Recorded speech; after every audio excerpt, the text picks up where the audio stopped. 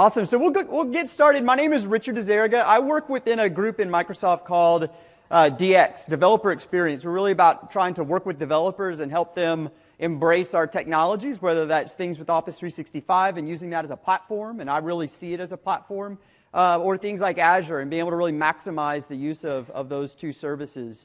And so this session is on lighting up mobile apps with Office 365 APIs. So we've made some really big investments to make sure that whatever mobile platform you're looking to deliver an application on, it can easily connect into Office 365. So I'm probably one of the few people that have gone through the fun of actually building an app on every platform, including opening up things like Xcode and learning Objective-C and Swift and things like that. So we're going to cover all of those today. And although we're not going to be able to go really, really deep in any one of them, my hope for you is that you understand what's available and you walk out of here with a better feeling for how you make decisions on what application you might use. So just in terms of session objectives, we're going to explore all the different ways that you can build Office 365 enabled mobile applications. We're going to demonstrate some of the key concepts like how do I authenticate, how do I deal with discovery as a mobile user, am I going to have to log in every time I go into this app? We're going to look at different decisions on how you select a platform to build on, right? Because there's lots of different things. And we're going to look at also some things like, do I build native or do I build cross-platform with some of the cross-platform tools that Microsoft is really pushing these days? So that's my goal. I'm curious, since I have a decent size audience here, I always like to kind of understand who I'm talking with. So out of curiosity, who here carries a Windows phone? Awesome. Cool. Who carries an iPhone? And who carries an Android? So that's like pretty much split. Very good. I'm curious, out of those that are here from your organization, does anyone have an organization that's locked down to like you have to be on one device? A few people are locked to one device. Okay. Anyone is anyone like wide open, BYOD, bring any device you want, connect it? Okay, cool. So I hope we'll cater to both of those types of organizations in this session. I guess I should ask, any BlackBerries out there? Okay, good. I don't have a whole lot for you. Although I guess theoretically some of this would align. Just a little quick note about our Office 365 vision. The developer, our kind of strategies around really empowering users, the user experience that might already exist. So that would be kind of the add-in approach where I can have different add-ins that extend Office or extend SharePoint or extend the Outlook experiences. Users are in our user interface.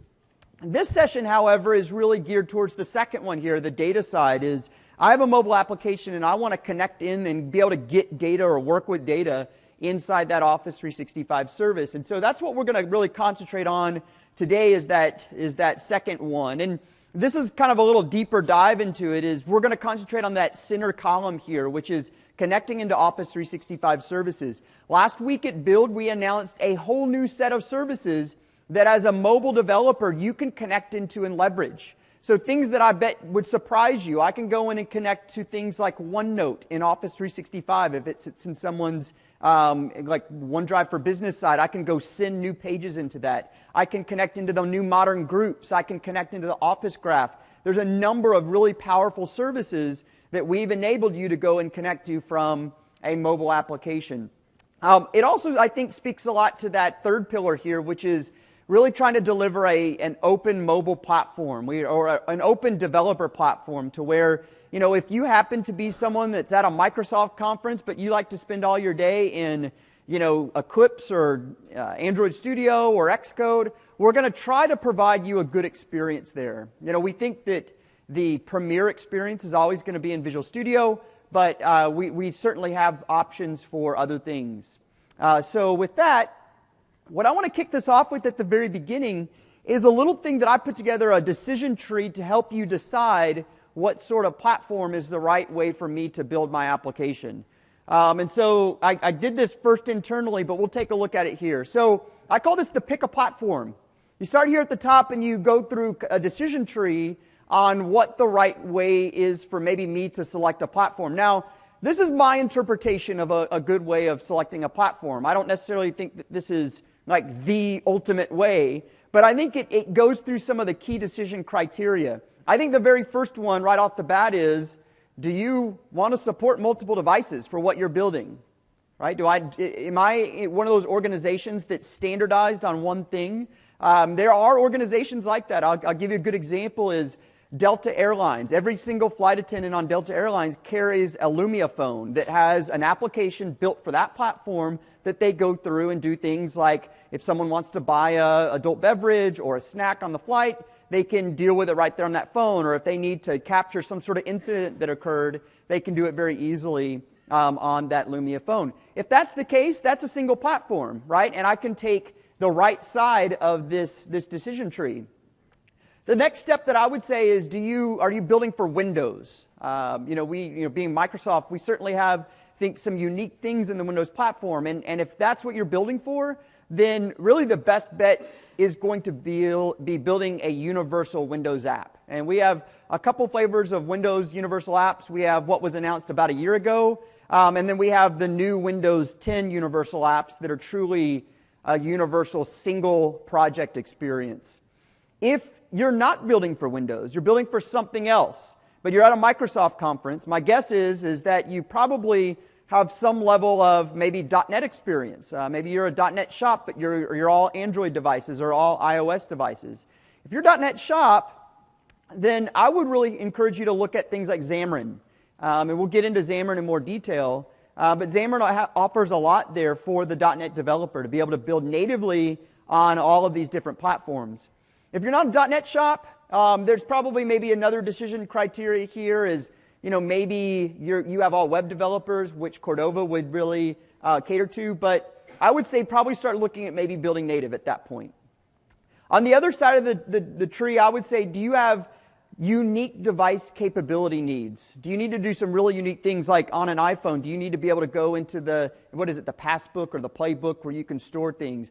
If you have really, really interesting device considerations, then in that case, you probably want to look at something like Xamarin. Xamarin theoretically can do anything that you could do on a native platform. And so you can wrap certain binaries or binding projects so that you can do those sorts of things. Cordova actually can to some extent as well. You probably just would likely have to build a plugin for that. So if you don't have unique constraints, what I would say is, do you have budget constraints? What we'll look at is really the two big cross-platform things that Microsoft talks about are Xamarin and Cordova. Cordova is open source, so you're not going to have the licensing implications of picking that platform. So if you have budget constraints, consider something like Cordova where you can build it. You're not going to have to pay any sort of licensing fee to develop an application on that platform. And really, you could use almost any tool to build some of that. If you don't have a budget constraint, I would say, are you more of a web developer shop, or are you more of just like a pure .NET developer? Are you used to building native applications? And that would really help kind of come up with the criteria based upon that. So again, this is just kind of my thought on things, but I think it really helps kind of narrow down the selection for what you might build by. We're going to look at all of these, from native to cross-platform to and everything across the board on here. We're going to explore today. So let's talk a little bit about the Office 365 APIs. Out of curiosity, who's worked with the Office 365 APIs in the room? Okay, cool. So for those that are new to this, what we offer is a set of, our Office 365 APIs are based on web standards. So we're going to have simple OData RESTful services that we're going to be able to go into to use all the different services that Office 365 offers. These are going to be a set of APIs that are easy to consume. They're going to be, following the OData specifications. But in some cases, we're going to provide you a strongly wrapped wrapper on top of those. So if you like working with .NET classes and not JSON so much, we actually have a set of wrappers that go on top of that so that you can easily go and get list items out of a SharePoint list, a set of files, and be able to work with those as actual objects if you want to do that in .NET, and actually other platforms as well. So in most cases, we have those SDKs that we'll look at. The Office 365 APIs fall under something that we call the Azure Active Directory Common Consent Framework. That's a really long term, but ultimately what it means is Office 365 uses Azure Active Directory as its identity provider.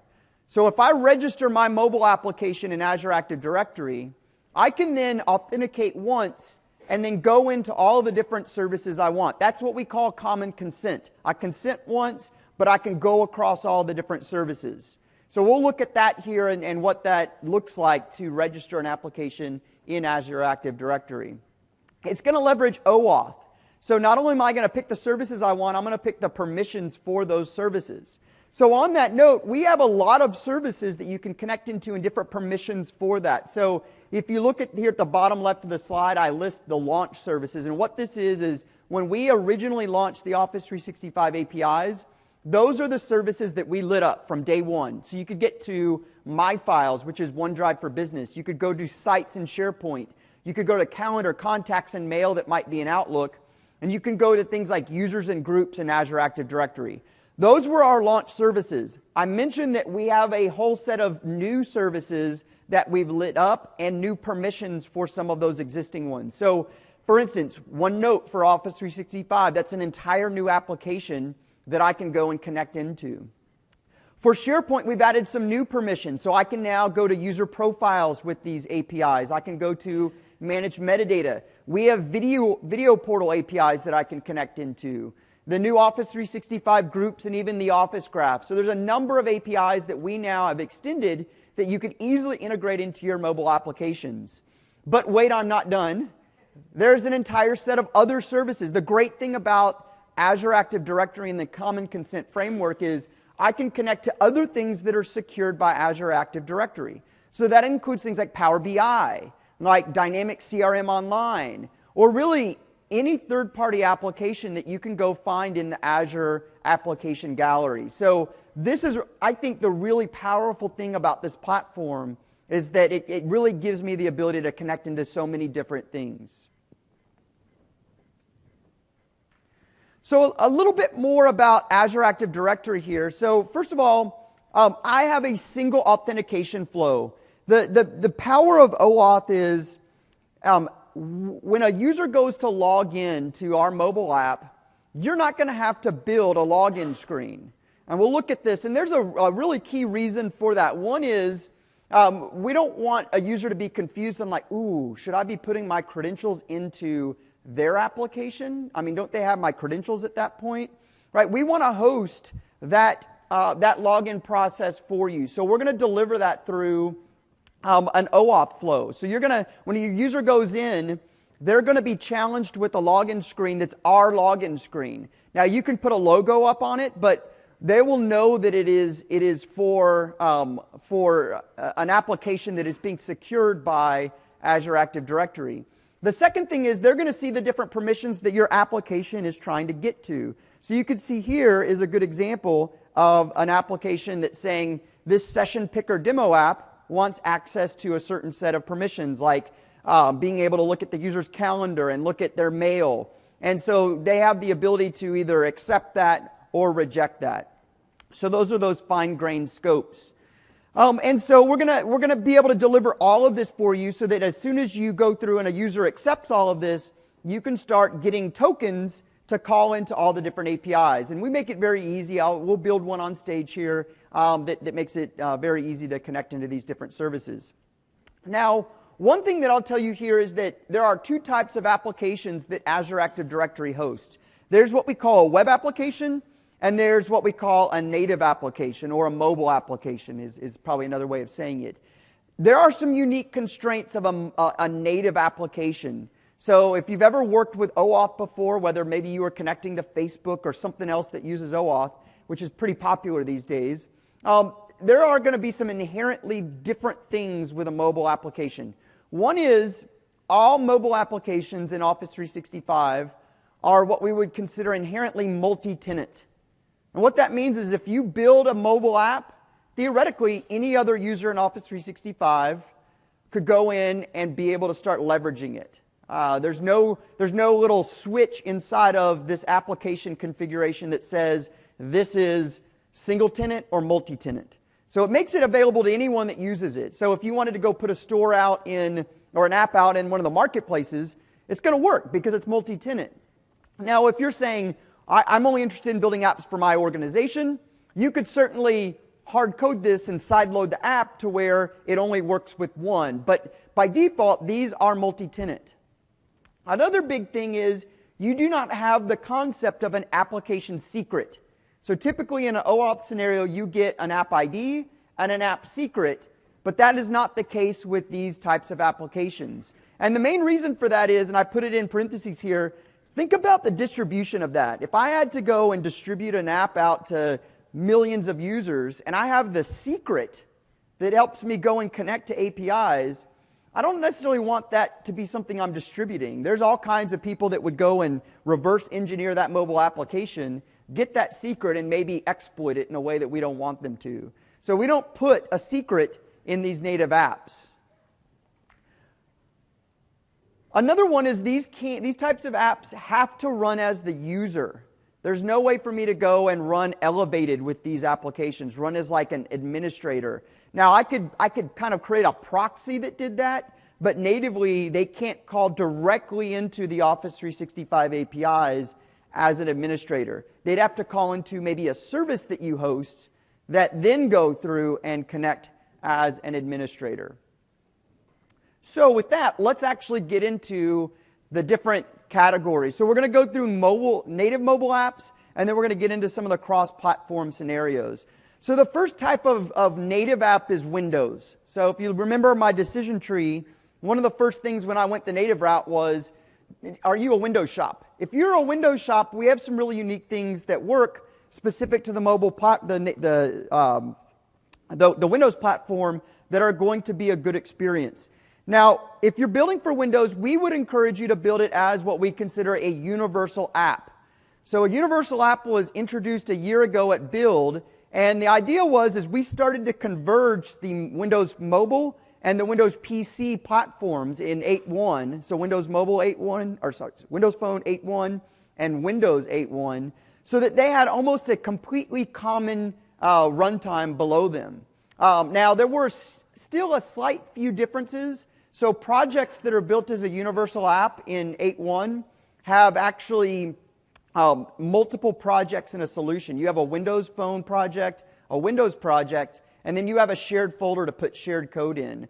In Windows 10, we've really realized the convergence of phone and PC. I end up with a single project. I don't have to go and have separate types of projects. So depending on what sort of footprint you have in your organization, you might need to look at the older universal apps or maybe one of the newer ones. Now to build these, you're going to build these in Visual Studio with at least Update 2, and you do need the Windows Phone SDK to build these. If you're on our Visual Studio 2015 release candidate, that has specific templates built into it to build those universal apps as well. For getting both the app registration of this with Active Directory or the SDK, we have a wizard. We make it incredibly simple. You'll see me do this. We'll go and say add connected service, and it'll bring everything that I need to build these applications. So the question here, when to use it, I would say is if you have a predominantly Windows footprint, you should use a native Windows app that's a universal app. If you need any sort of unique device considerations, like maybe you need to use some of the really unique things that Windows does, like maybe a snap view, you want to be able to do two different views of this, then again, that's something that I would think you might want to target native Windows. A little bit on the solution structure. I mentioned that for 8.1, you're going to have 3 projects. You're going to have a shared project where you're going to try to put most of your code in. For Windows 10, it's truly universal. You're going to have a single solution for that. For debugging these, you can either use a native device or you can use an emulator. So we have a number of different types of emulators that you can use to develop these types of applications. A few tips that I would say here is that I'm going to build a Windows 8.1 project just because for the primary reason being is that we're still in a release candidate for Visual Studio 2015. And so there's a lot of churn that's going on there. So in terms of documenting this, I'm going to show you how to do add connected service in an 8.1 project. It's actually pretty much identical for doing this between 8.1 and 10. But what I'm going to do is basically go and add this to both of my projects. And the main reason for that is I need to be able to register both my app redirects. So something that an app that uses OAuth leverages is something that's called a redirect. That makes a lot of sense in the web world, but in the native app world, they also have a concept of redirect, and Windows uses a very specific type of URL, and we'll look at that a little bit here. So let's actually jump into this. Let me jump over to, and that would not be the right PC. Here we go. So let's actually go in and build a native app. So I have a universal app here, and just to kind of show you the difference in what this looks like, if I zoom in, you can see that I have 3 projects. I have a Windows project, a Windows Phone project, and a universal shared project. The shared project actually is just code. There's no references in it whatsoever. It's really just a place where I can put code that's shared between the two. And so the difference between this and Windows 10 is, in Windows 10 I end up with a single project. We really converged everything. But the process for me connecting this to Office 365 is actually identical. So what I'll do here is, let me zoom out, and what I'm going to do is right-click my project and say Add Connected Service. So just zoom in there, you can see Add Connected Service.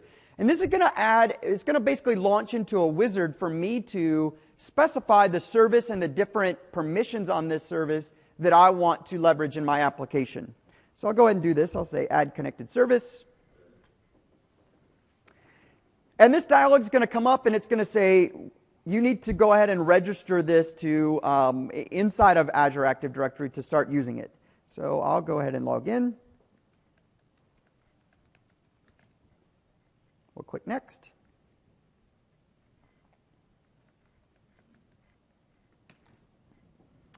And this is going to go iterate the different services that I might have. At this point, it's actually already registered an object in Azure Active Directory. So just like in AD, you have users and groups, there's also the concept of an application object. So if we were to go out to Azure, we could find this already.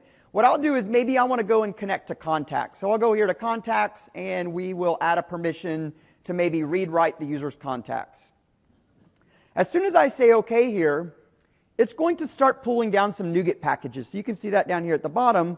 It's in the process and output window of adding some NuGet packages. There they go. We're getting things like a discovery service, an Outlook service that we're going to be able to use to build these applications. So it looks like it added the discovery one, and it looks like it might be done. So you can see it went through it twice. It did it to both projects, both the Windows Phone and the Windows project. And then it's going to give me like a little wizard to get started. Now, I'm going to just show you how easy it is to get started. It takes like 2 lines of code to get authenticated. So what I'm going to do is, let me go ahead and close this. And let's open up our main page here. And I know that's really tiny on the screen, so I promise I will zoom in. So let's just first add like a form load. So let's just do this dot loaded. And inside this load, let's say as soon as we come into this app, we need to make sure that they're authenticated. So what I'm going to do is I'm going to add one additional NuGet package that we don't automatically add for you, but this is going to be your friend almost on any platform. And that's what's called ADAL, which stands for the Azure Active Directory Authentication Libraries. This is a set of libraries that are specific to authenticating against Azure Active Directory. So I can simply come here and say add NuGet package. So we'll say add or manage NuGet packages. And I'm going to just search for ADAL. So give this a second to go out and find ADAL. There it is. And we'll go ahead and say install.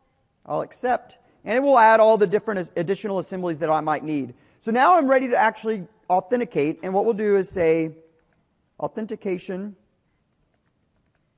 context. Let's resolve that here. This is going to be a new authentication context. And inside of this, there's a number of overloads, but what we want to pass is the authority. The authority is the initial login point for Azure Active Directory, which happens to be windows.login.net. So I'm going to kind of come back out here, and we'll say HTTPS windows.login.net. And then I could specify either common, which would mean multi-tenant. So this means any tenant could use it. Or I could hard code this. So I mentioned if you're an organization and you want to hard code it to be just your organization, I could easily come in here and put my tenant, which is rzna.onmicrosoft.com. Okay, the next step is I want to actually go get an access token. So what I'm going to do is I'm going to say context.acquire access token async. And inside of this, there's a number of overloads as well. But what we're going to do is pass the resource ID, the client ID, and a redirect URI. And so these are going to be specific to what resource you're wanting to connect into. So if I'm connecting into Outlook, I might have a certain resource that I connect to. If I'm connecting to SharePoint, it might be a specific one. Or if you've looked at what we announced in the last week, we announced a common resource where I can go into what we call the Microsoft Unified APIs. So what I'm going to do is we'll just go ahead and do Outlook in this case. So HTTPS outlook.office365.com. The next thing we need is our app ID, which is a string that was automatically added to our project for us. So if we go under, let's see where that gets added.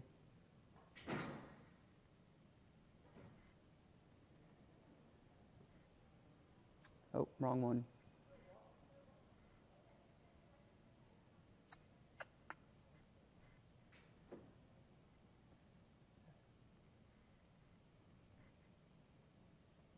So here is our app, our client ID. It's under the app XAML. So this is our client ID. I could go and pull this up via code, so it's similar to having application settings in a web config. But just for simplicity's sake, I'm going to just go ahead and paste it in here. So I need our app ID, and then finally thing I need is our actual redirect URL. And this is kind of a funky, long URL, and I wrote it down here because I don't ever remember it offhand. But what I'm going to do is we'll say redirect equals windows.security.web.webauthenticationbroker.get callback URI. Boy, that's long. See why I don't have it memorized. So that's going to bring me back the redirect URL. The interesting thing is that's going to be different for both the web and the Windows project. We'll put a breakpoint here to show you what that looks like. But at this point, we basically have everything we need to get an access token. So I'll just go out here and say token equals await.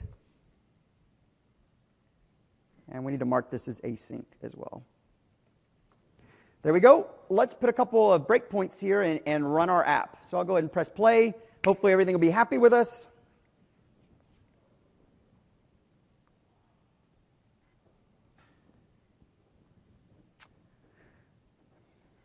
So there it goes. It looks like it's building. It's registering the application. Here our application is launching. Nothing pretty, but we should hit our breakpoint. First step is I should get that weird looking redirect. So I'll go ahead and do F10. And here, if you see, that is the redirect for a Windows app. So it's ms app / so that it uses its own kind of syntax and identifier. So at this point, I should be able to go and get our access token. So I'll go ahead and press play. And what's going to happen in our application is nothing. Oh, maybe because...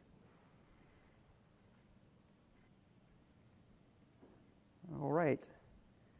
So we'll go ahead and check our token here. Let me do that one more time.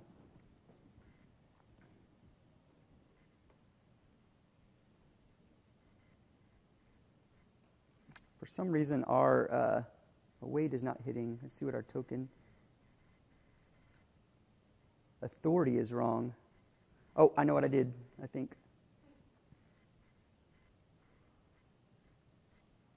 Using on Microsoft.com.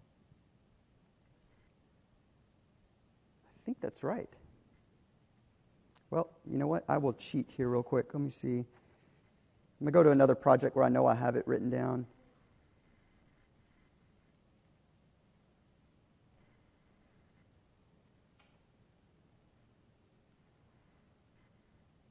Oh, I have it backwards, right?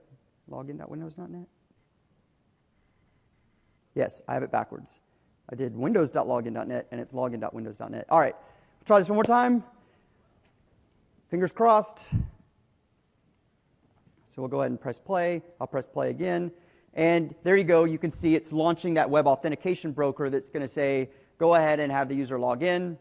So I'll go ahead and provide a password here. The next step is it says, hey, here's what they want to do. They want to read and write your contacts. So you can see 2 lines of code, or actually 3 in this case because I had to get the redirect URL. What this gives me, though, is an access token. From here, I can just pass that in the header of any request that I have to go and get data out of Office 365. It's just a normal REST call at that point in time. So when I say we make it easy, we make it really easy. It's just a few lines of code to get all this working. And then, like I said, go out and call to whatever you want. Awesome. So that's Windows. There's a lot of great examples of Windows apps that are built as universal apps out on dev.office.com. If you go to code samples, actually for all of these different types of mobile apps, you'll find that.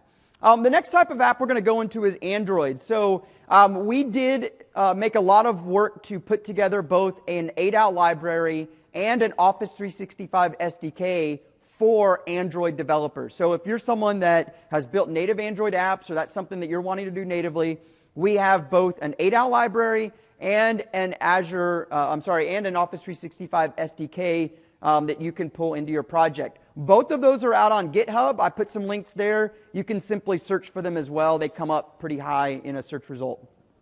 For development in this, you can target something like Eclipse. I'm going to use Android Studio today to do this, but ultimately you can use the IDE of your choice. And in terms of how I bring these into that project, you saw me use NuGet in .NET. If you've ever worked with Android, they have a concept of Gradle, and Gradle is like their version of NuGet. It will go pull in automatically those references when you put them in your build.gradle file. So I'll briefly show that to you, but it'll automatically pull those in.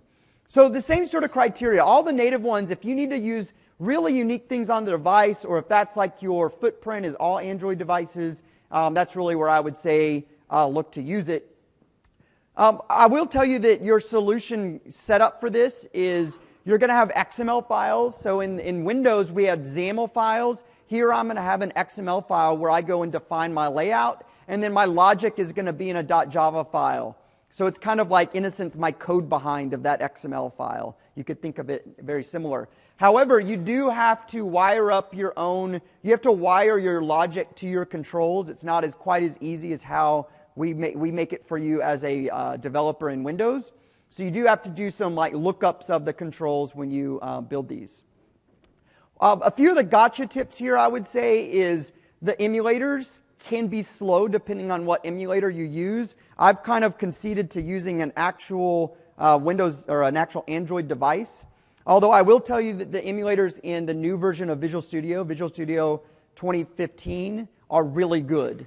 So if you haven't already looked at that release candidate, check it out.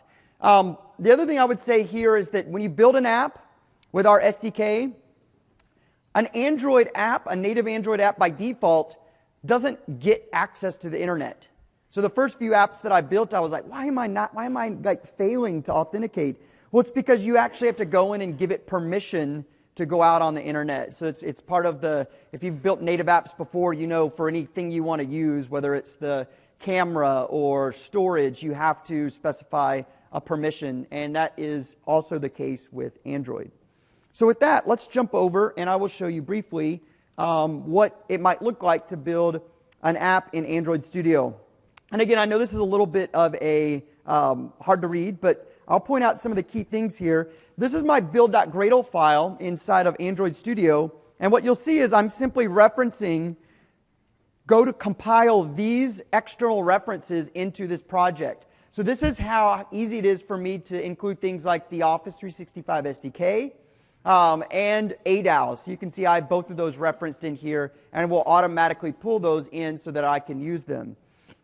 In terms of code, I'm not going to give you a lot of time spending looking at how to work with different types of code, but what I will tell you is that we're going to make it pretty consistent in terms of how you work with our APIs. So what I'll do here really quickly is just show you how I might do that.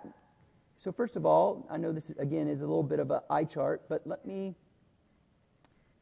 show you our authentication context. So here I'm actually going and creating an authentication context, and if I were to go to that, it's basically initialized the exact same way. I pass in the authority, and then I go and I get access tokens given a resource, a application key, and my redirect. And in this case, for an Android project, it can be anything. Just you can put any URL you want in as long as it's unique. When I go to actually work with our SDK, we make that very easy to do as well. So this is actually going and looking at files in a SharePoint list. So I'm initializing a SharePoint client, and then I'm saying client.getfiles.read. So this would be that wrapper on top of REST. So I could go and just do pure REST, or if I want to work with actual objects, I can work with the SDKs here where I'm creating a SharePoint client context or an Outlook services client to be able to go and work with all those different types of things. So pretty easy to do here. Actually, the line below that is going and getting a specific file out of a folder. So I pass an ID, so I'm doing get files, then get by ID as a folder, and then fetching that. So I'll just go ahead and I'll really quickly play this one. I can debug this in Android Studio, do all those great things. But as this application builds, it's going to say, do you want to use an emulator or do you want to use a physical device? So here, if I wanted to go and pick an emulator, I could. I'm going to go ahead and just do this on a physical device. And so in the background, this is going to go and compile this application, including ADAL and the Office 365 APIs, so that when it first launches, it's going to take me into this screen to log in. So I'll go ahead and sign in here.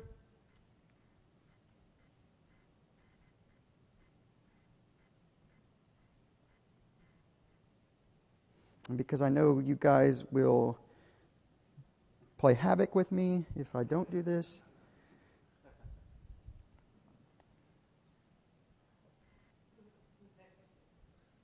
Guys think that's funny, huh? Wait till I have my real phone up here and I start getting text messages. All right, so this is going to log in. At this point, it has a token, and you can see it went and pulled in different files that I might have. And I actually have no clue what are in these files, but if I click on one, oh, hey, it's Tim sitting in the front row. But we could go and connect to all kinds of different files. This basically is just looking at anything that I have in my OneDrive for Business and displaying anything that's a picture or a folder. So that is working with Android. All right, going back to the slides. Let's talk about native iOS. That's our kind of next place to go. So we've looked at Windows, we've looked at Android. What about iOS? So we also have the exact same assets available for the iOS developer. We have both an ADAL library that you can work with, and we have an Office 365 SDK that you can go and work with as well. So interestingly, back in, I think, September of this year, I wrote a blog post on going and connecting to Office 365, and we didn't have the SDK. And the cool thing is because we follow web standards, I could still go out and get access tokens and call into Office 365 with REST, and it was totally an easy thing to do.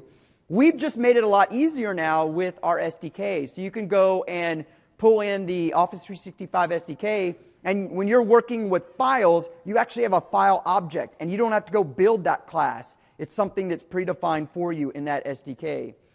So I can do that through here. Now, I will tell you that obviously to build for iOS for a native application, I need a Mac to do that. So that's why the reason I have a Mac up here on stage. So we're going to build it on a Mac. You can use either Objective-C or Swift. Anyone worked with Objective-C before? I'm sorry. Anyone Swift? I'm also sorry. Swift, if you come from a .NET world, it is easier to work with, but it is definitely different syntax to learn. It wasn't too bad. It took me a couple of days to kind of get the feel for things, but there is IntelliSense and things like that in Xcode if that's what you want to do. In terms of bringing in the references, you can either use CocoaPods, which is kind of their version of NuGet, or you can manually drag and drop once you've compiled both ADAL and the Office 365 framework. You can bring it in. So I will tell you the difference is that the ADAL that you build, it actually builds as a library, and the Office 365 SDK is actually a framework. So they're a little different in how they get referenced within an Xcode project, but you certainly can do both of those. In terms of your solution structure, this is kind of a little bit of intro to iOS development, but you are going to build your UI inside of what's called a storyboard, and then behind the scenes you're going to wire up your logic in different code files. And so one of the other key things I would say about debugging these is iOS probably makes the best emulator I've ever used in terms of mobile emulators. I think we do a pretty good one. The only problem with our Windows emulator is you have to run Hyper-V to run it. It runs as a Hyper-V machine. But the iOS one is really, really good. And so you could develop almost all day long just using that emulator. If you needed to use a physical device, which you will on some occasions, you do have to go and become a registered Apple developer, which costs $99 a year. So just be aware of that. So let's take a look at how I would do development with an iOS, with a Mac for iOS. All right, and that is my real phone, so bad things could happen here. What I would say here is, right off the bat, I don't expect you to understand what's going on in this code. I seriously don't. What I would want you to be able to realize is that you saw me build how I started authenticating when I built an app for Windows. When I build an app here, it's going to be almost the identical type of syntax. So you can see, and I'll highlight the line here, is I'm getting an authentication context. Inside of it, I'm passing the authority. Now, it also has this error if something happened during that, but it's the exact same thing I did in C# when I was in Visual Studio. I'm getting an authentication context. From there, I'm acquiring an access token for a resource. Again, the same thing we did in .NET. In .NET, I said I want to get a resource for Outlook, and I passed it the client ID and the redirect. It's the exact same thing. Now, in Xcode, they don't have the concept of an await, which is how I go asynchronously and get that token, so they have a callback. So I have my resource right here, I have my client ID, my redirect, and then I have the callback block because we don't have an await. But it's identical code. Actually, if I go down here further where I'm working with files in SharePoint,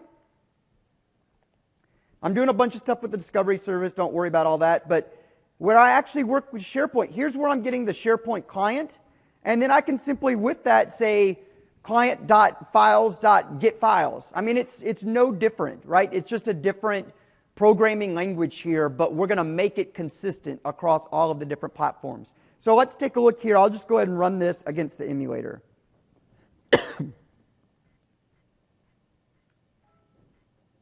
Oh, and actually I'm already running it. So let me stop this and we'll rerun it. The cool thing is I didn't show this to you on Windows, but once I authenticate once, I never have to have the user authenticate again. ADAL handles the caching of the tokens for me automatically. Now it's not going to cache the access token because that expires in like an hour. It's going to cache what we call a refresh token. So if you've done OAuth before, some of that might make sense to you, but ultimately what this means is I'm not going to have to make a user log in every time. Now if you need a user to do that from a security standpoint, you can do that, but by default, it'll handle all that for you. So in this case, I can go through, I can do all the, nice, Apple user interface for how I might want users to be able to interact with these different files. And it's using actual native controls.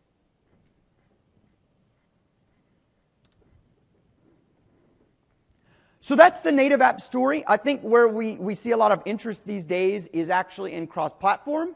And so that's where we're going to go next. We're going to talk about Cordova and Xamarin. So Cordova. Cordova is a platform, it's open source, and it's about empowering a web developer to build a native mobile app. So Cordova is going to be built using HTML5, JavaScript, and CSS. And you might say, all right, well, do I have to be connected to the web to use it? It's actually going to install natively on the device as an app. They'll see the app icon. They actually should never know that it's built using just HTML5, CSS, and JavaScript. It copies everything locally. It's going to deliver it in a Chromeless browser control, so you don't see that it's a browser control. It's basically a native app. Now, we provide a lot of tools to build these. So you're going to be able to build these in Visual Studio with, you need Update 4, and you need the Visual Studio tools for Apache Cordova. And I would actually recommend, this says CTP 3, I would recommend CTP 3.1 if you're going to build these. This is great for if you are a web developer, you can build some amazing mobile applications. When I first learned about Cordova, it was... A lot of people haven't heard of Cordova, they've heard of PhoneGap. Well, it's the same kind of platform. PhoneGap is built on top of Cordova. A lot of people look and say, well, but I need to use really native things on the device. I need to use the storage or the accelerometer or the NFC scanner on the device. The cool thing is that Cordova has an entire set of plugins to be able to use those. So it's going to be a web project, but I'm going to have a JavaScript plugin that says, hey, I want to use the camera, or I want to use this plugin or that plugin, and it makes it really, really easy. And I'll show you an app that I built in like an hour that has really rich integration into the phone. You would have no clue that it was a web application, and it's all built using this Cordova framework. So in terms of integrating this with Office 365, we do have an Office 365 SDK for Apache Cordova. I simply go and say add connected service, just like you saw me do for the Windows Universal project, and that will bring everything in. So let's do this. Let's actually build a Cordova app. And when I say build, we're really going to build from scratch here. So I'm going to go here to Visual Studio. I'm going to say new project. And instead of under, normally Visual Studio organizes things in language, kind of language-based organization. This is actually going to be under JavaScript. So when you install the tooling, I'm going to have this option of creating a Apache Cordova project here. So we'll call this Ignite Cordova.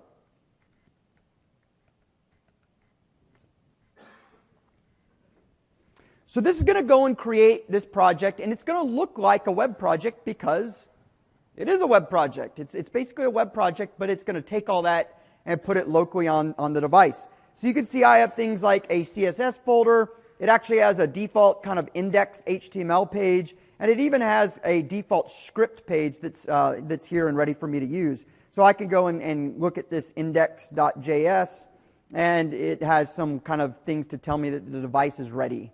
At this point, I could really load any JavaScript library I wanted to work with. So I'll just grab a couple that are popular. I'll come out here and say add NuGet package. And let's add let's add jQuery. That's probably the most popular JavaScript library to work with.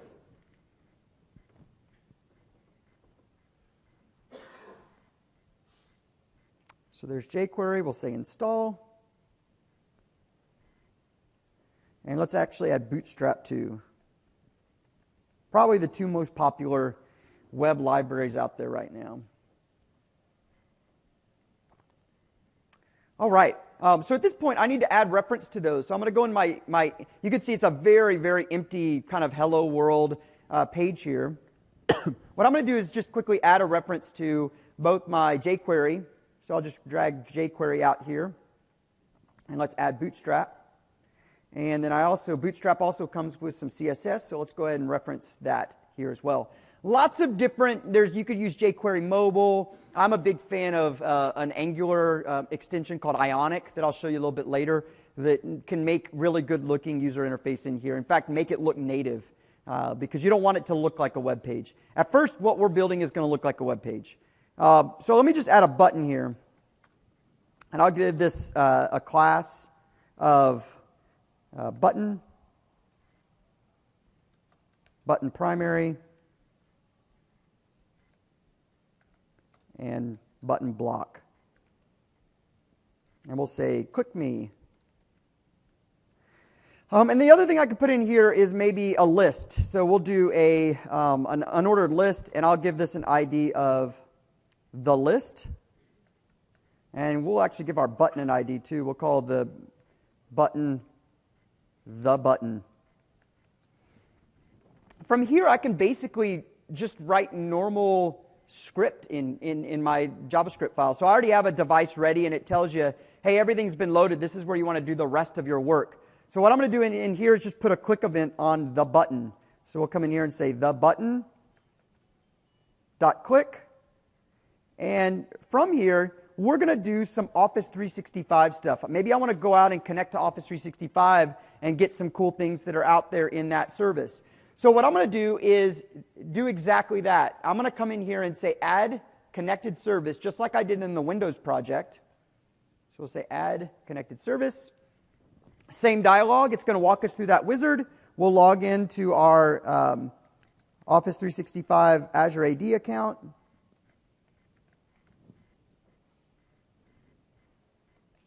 And we'll pick some services to connect into. And here we go. It's going to go and see what services I have, and it's going to let me select some here. So I'm just going to do the same thing. We'll do contacts. That's really easy to work with. We'll go and look at the user's contacts. I'll say OK.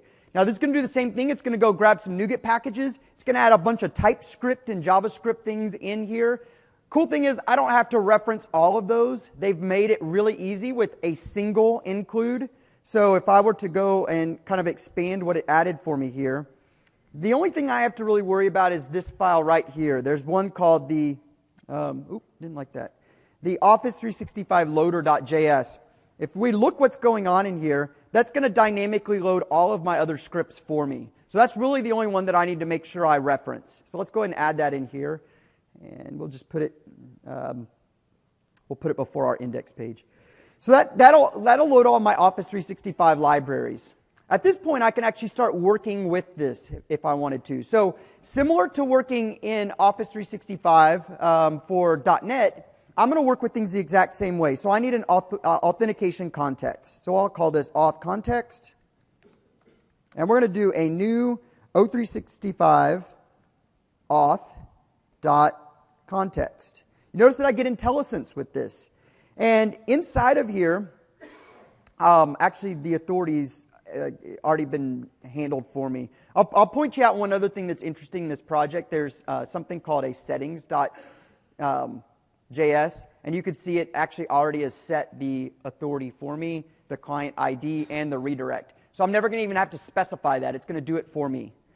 So I can simply just start working with my context. So I'll say, there's my authentication context. Anyone remember what I did after authentication context? Access token, absolutely. Let's do it. So what I'm going to do here is I'm going to say token 1 equals auth context dot get ID token. So if you've really looked at how OAuth works, there's actually two tokens I get. There's a context token, and then I get the actual access token. Here I'm going to do each one individually. So I'll go out here and specify HTTPS outlook.office365.com. And then after this, it's going to use basically a deferred to where I can say after that, it's going to do a callback for me with my token. Actually, I didn't even need to do token here. So it's going to pass me that token, and then I can start working with that.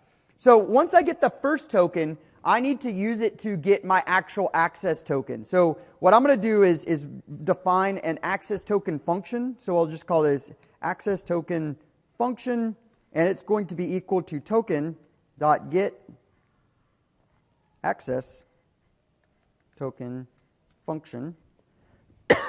And again, I'm going to pass the exact same resource. That's just my resource that I'm telling it. I want an access token for that specific resource.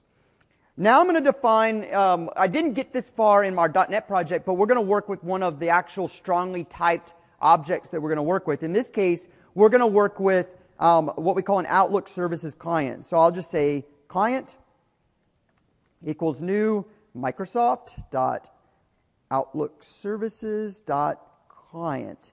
And inside of this, I'm going to pass our endpoint for actually calling the APIs and our access token function. So what this is going to be is basically the same resource, and then I want to provide that OData endpoint where I actually start calling things. So I'm going to say EWS/OData as my endpoint, and then I'm going to give it our access token function to be able to go and perform operations. At this point, I can start calling this. I can say client dot, let's do contacts, or contacts.me. Actually, let's see, client.me.contacts.getContacts.fetch then, and we'll just pass in something. So this is going to return us a list of contacts. And what we'll do for now, rather than like bind it to the screen, let's just put a breakpoint to see if we're successful going this far. So I'm just putting any sort of breakpoint in this. And let's run this. Now I have a couple of options in a Cordova project. You notice that first of all I can select the platform that I'm going to debug against, and then I can select from that, maybe I have a physical device, maybe I have a an emulator to use. Again, for the sake of time, I'm going to use a physical device on this, but it actually comes with a number of different emulators when you install the tooling.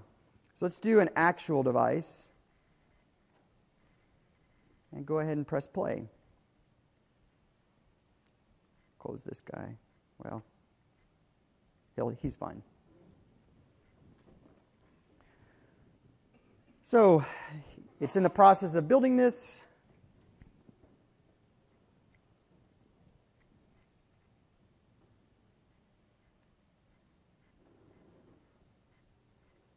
Here we go. We're getting a build.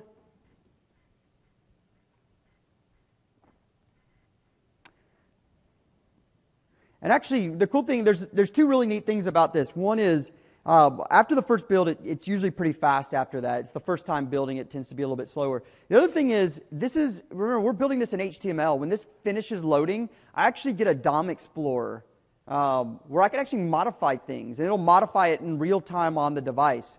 So here's our little app. I have a Quick Me button, so I think I used the wrong Bootstrap class. Maybe it's button instead of BTN. But I'll just go ahead and say Quick Me. And what you'll see is it's going to log me into that web authentication broker where I could come in here now and we'll go ahead and type in my username.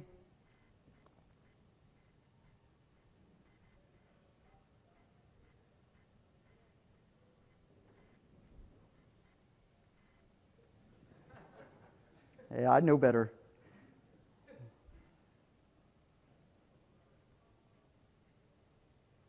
All right, I'm going to go ahead and sign in. It says, hey, it wants to read your contacts, so I'll go ahead and say accept. And now, when we come back here, it should hit our breakpoint. There we go. There's our breakpoint. And now I could actually go and debug this and actually view the data. So we actually got our contacts back. We were successful getting a token and going all the way through calling it with a very little amount of code. There's not a whole lot of code that's here. The other cool thing is I'll go ahead and let this finish. If I go back to the DOM Explorer, you can see, and I'll kind of tile this side by side, it's not the prettiest user interface. We haven't really made it look good yet, but I can actually tweak this on the fly. So if I wanted to come here and change Quick Me to Hello Ignite, watch my actual phone in here as soon as I press enter. Hello Ignite. It's live. It's a live DOM Explorer here, which makes it really nice to to do some debugging in. Now, I go a little bit further in Cordova here for one reason, because if I were to stop here, you'd say that was the most hideous looking mobile app I've ever seen in my life, and you didn't do anything interesting other than connect in and get some contacts. What I want to highlight is that Cordova, don't underestimate what you can do in Cordova. There's really some fantastic things you can do with very little amount of code. So for instance, maybe I wanted to go and upload a new contact picture. For me to do that, I can come out to the manifest of this project. So if I go to this config file, I can go to plugins, and here's all the types of plugins that I can plug into this phone. I could work with the camera. I could work with contacts, native contacts on here. So I could actually go pull contacts out of Office 365 and put them on my phone if I wanted to. I could go and work with orientation or files or geolocation. There's a number of these, and I'm going to show you one that I did. This entire project took me all of maybe an hour to put together. And this uses a couple of cool plugins. One is it uses Ionic. So this is a single page application. It uses Angular. So again, you can use any sort of framework you want. And this uses a really cool plugin that I thought was really neat and really easy to use. So if I were to show you my code here, I'll zoom out. I know that's unreadable. That's my entire code for this project. Not a lot. Actually, if you look there, it's just a couple of blocks. I have one controller in this project. But let me show you what this controller does if I zoom in on it. I'm going to use a pretty cool plugin here called a barcode plugin. So I'm actually going to scan some barcodes in this project. When I go and scan that barcode, instead of using the APIs that are strongly typed, I just went ahead and did a normal REST call. So I'm going to go and get the text from my barcodes here. I have a bunch of barcodes. Behind the scenes, there's a URL that's behind this, and I'm going to go get that just using a normal REST request. What that's going to do, it's going to connect into SharePoint, and it's going to get me the record out of SharePoint that I'm going to be able to bind inside of my view. So it's actually going to go get metadata for these. Think of these as physical records in a warehouse, and I'm going around with a device and I'm scanning the boxes, and I can go get the details of what's in that. So let's take a look at this app, and actually I'll do another kind of cool thing here is I've shown you everything on an Android device, but what if I wanted to connect over to maybe and debug on a Mac? That's kind of a cooler scenario. And I can do that with these tools. So one of the things that I need to do that is if I go to Options, I'll have this thing for Tools for Apache Cordova that I can go and configure a remote agent for a Mac. So you can see over here I've specified Richard's MacBook Air.local, and I'm actually on a little closed network up here to where I can talk to this to be able to debug. And I have a special key so that you couldn't connect to it even if you were on the network. But this is going to let me go out and debug against my Mac here and phone. So if I were to go out here, I could actually pick a device or the emulators. So I could pick either one. So let's go and pick remote device. And let's cut over to my actual phone. So this is my actual phone here. So it's in the process of performing a build, and actually behind the scenes on this end, I run a terminal thing that basically it's called the Visual Studio Remote Debugging Tool on a Mac. And this is basically establishing a connection to this Mac, and as it builds, it looks like it had connection errors. Let me make sure I'm on the right network here real quick. That's the right one, and so I'm on the right network. Let me regenerate my cert here real quick. This will take just 1 second.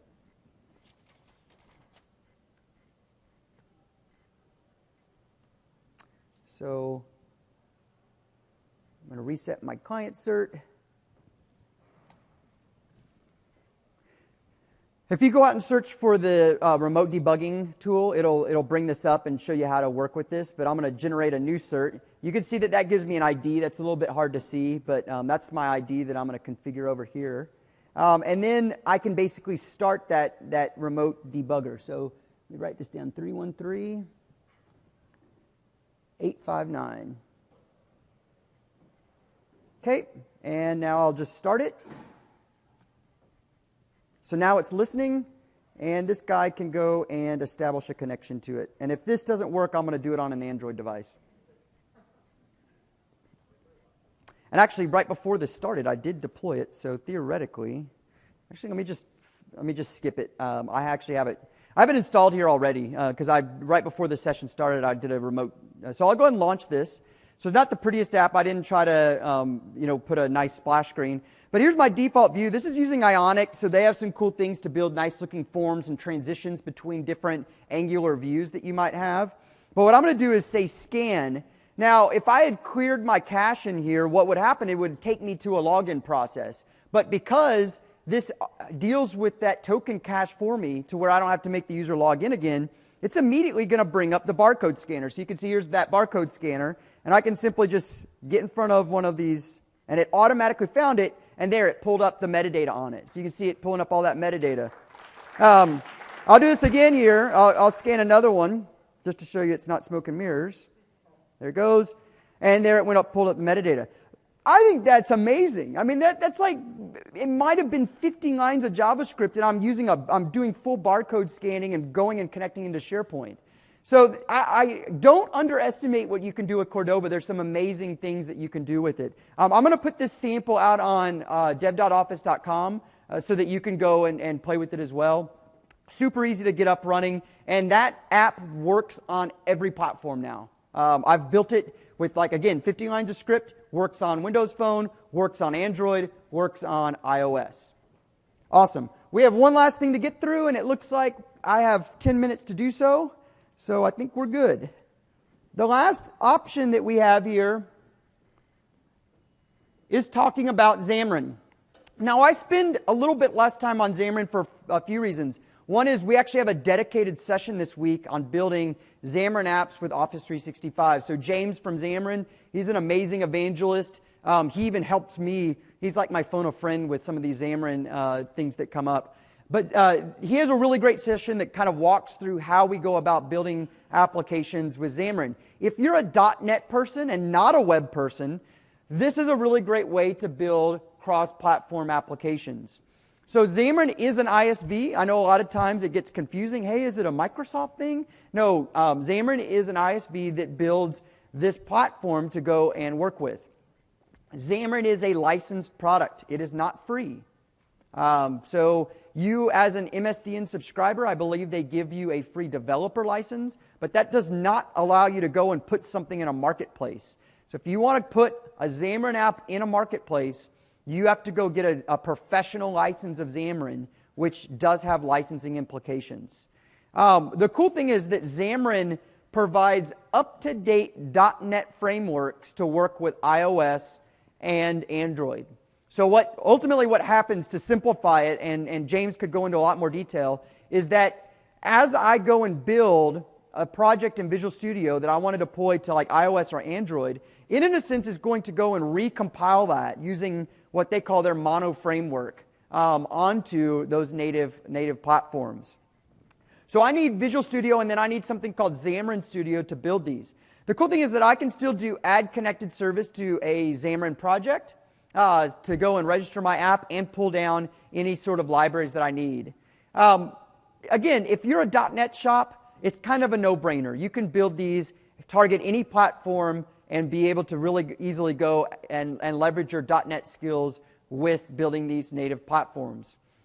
A few things that I would say is that Xamarin provides two options. One is you can build a native app on one platform, or I can do what's called a shared project, which targets the three major platforms. So it's not uncommon for Xamarin to go into a company and they're like, well, we're all iPhones, but we have .NET developers. So Xamarin doesn't necessarily have to be used to build a cross-platform app. It can be used to build just a .NET app on another platform.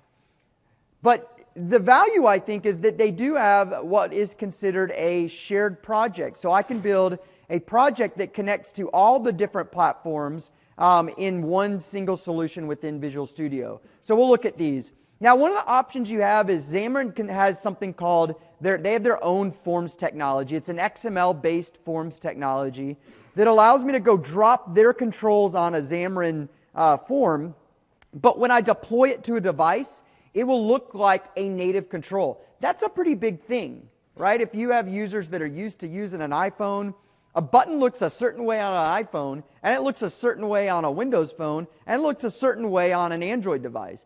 They are going to deal with that. In Cordova, that's kind of up to you. Now, there's some great things like Telerik makes an app builder that can do some UI for you automatically that'll switch by device.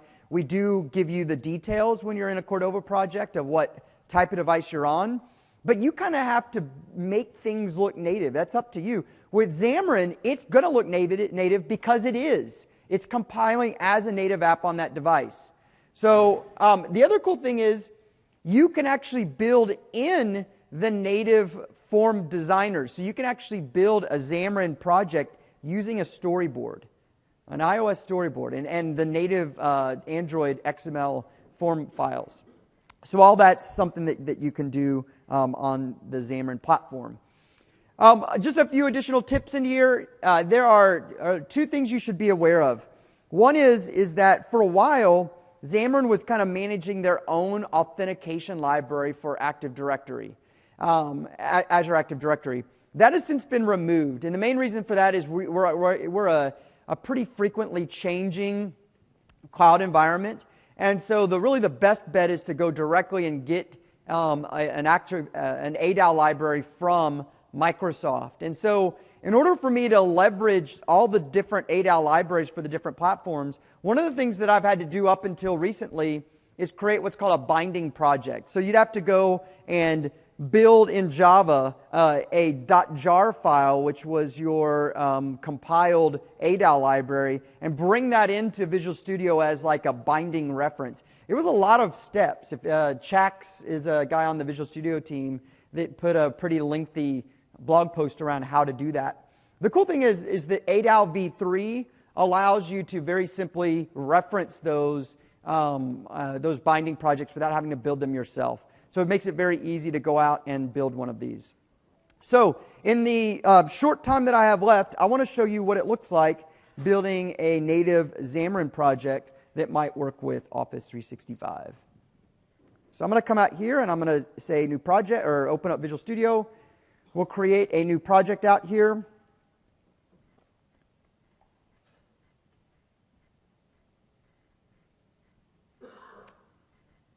And for this one, I'll point out a couple things under C# here. Is you notice that I have an option for like iOS. So I could go out here and just build an iOS project. I don't have to build it for every platform. In fact, these are all Xamarin templates. They already have a template to build a Apple Watch app in .NET. I mean, that's how quickly they are to market with updates for Visual Studio. They're very, very in tune with getting things. They use all our modern type of language syntaxes as well in .NET. So I could go build a native one. I could build native Android as well. So you can see over here I have Android apps. But really the powerful one for me to go and do is if I go under mobile, is they have these shared projects. So you can see there's two types of shared projects. There's shared where I use native forms, or I can do a shared project which uses the Xamarin forms. So there's two types that I could go with here. I'll show you a native one here. So I'll do a blank shared native, and I'll just call this again, I'm going to put it in a delete folder, and we'll call this Xamarin Ignite. This is going to look a lot like the Universal app in Windows. I'm going to end up with actually 4 projects here in my solution. I'm going to have a Windows one, I'm going to have an Android project, I'm going to have a iOS project, and then I'm going to have a shared project. You're going to try to put as much code as you can inside that shared project. So I'll kind of highlight this here. You can see here's my Droid project, my iOS project, my Windows Phone, and then I have this shared one here. The cool thing is I can put all of my Office 365 code in shared. The authentication context, calling into the APIs, it can all be shared.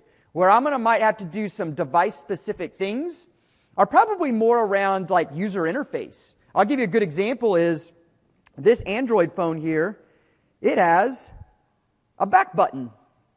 An iPhone doesn't have a back button. A Windows Phone does. So that alone is going to be a user interface thing that I'm going to have to design around because some do and some don't.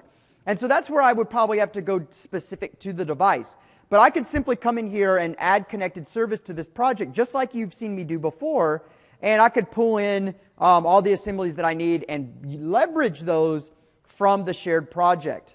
The other thing I'll point out here really quickly is I do get native user interface to work with. So if I look in like my iOS project, what you'll see is I have a storyboard.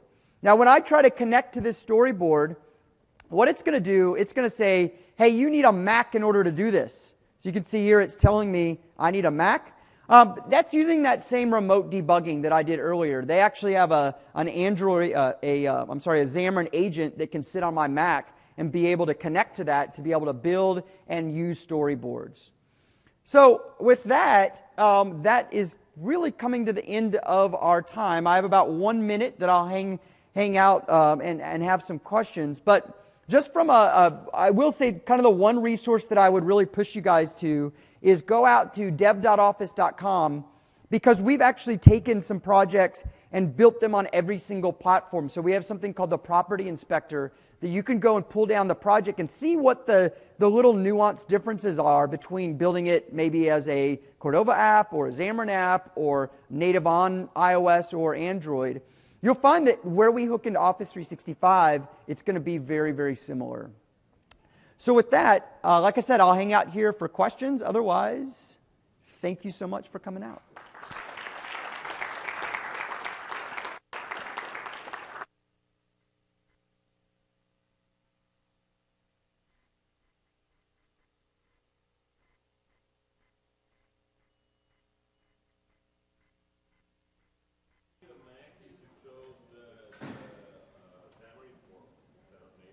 You still need a Mac. Well, if you want to, when you want to debug it. So the question was for the recording is, do I still need a Mac if I'm using Xamarin Forms instead of the native forms? You can design the form. Like you saw here, I couldn't even get into the designer of the form. You'll be able to design the form, but in order to test, Apple is very locked down. The only way you're going to be able to test for iOS is with a Mac, like period. Unfortunately, I have to carry around 2 computers because of that, but that is just the requirement.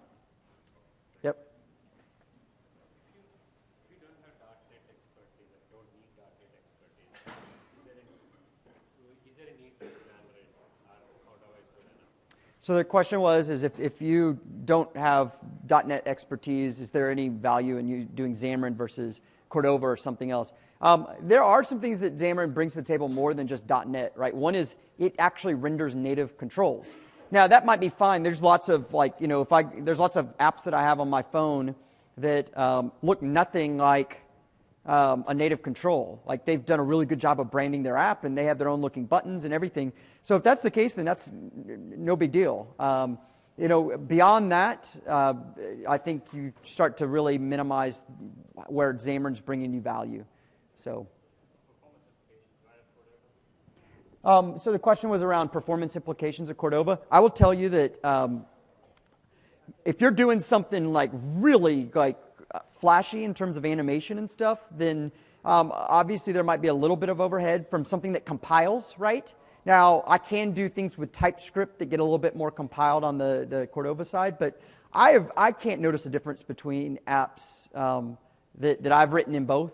It's very minimal. There was a session at Build last week about performance tuning a Cordova project, but I will tell you that we've run side-by-side comparisons in most things, and you can't tell the difference.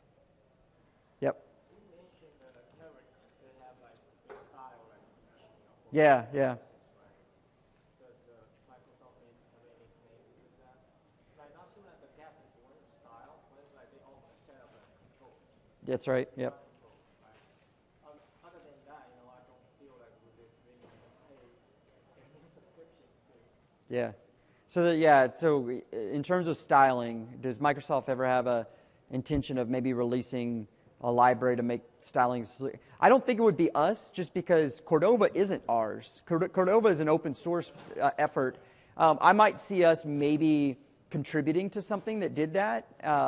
I've thought about starting to do some of that with some of like some core controls. Ionic does some of that already. And in fact, I can do like a list view in Ionic that has the little like slides that iOS does really nicely. And then, like I said, Telerik has some of it as well. I'm a little bit surprised there hasn't been more done in the open source community. But what I've found is that a lot of times I might build a highly branded mobile app because, I mean, you could get web designers, developers really easily that could go make something look really, really good. So unless that native feel is really important for you, I think there's probably ways around it. But I don't know that we'd ever release it on our own. I think we'd probably contribute to something, but not release it on our own. Almost 100% of the Cordova stuff is all on GitHub. All the plugins are on GitHub. All the, just about everything that's been contributed in that effort. So the Visual Studio will like support like iOS site, permission, profile, code signing, all these things, right? That's what the Mac performs. That's why I'm connecting to a Mac here. It code signs it and puts it on the device. Yep. If everything is support that, within their app user. That's right. Yep. Cool. Anything else? Thanks, guys. Appreciate it.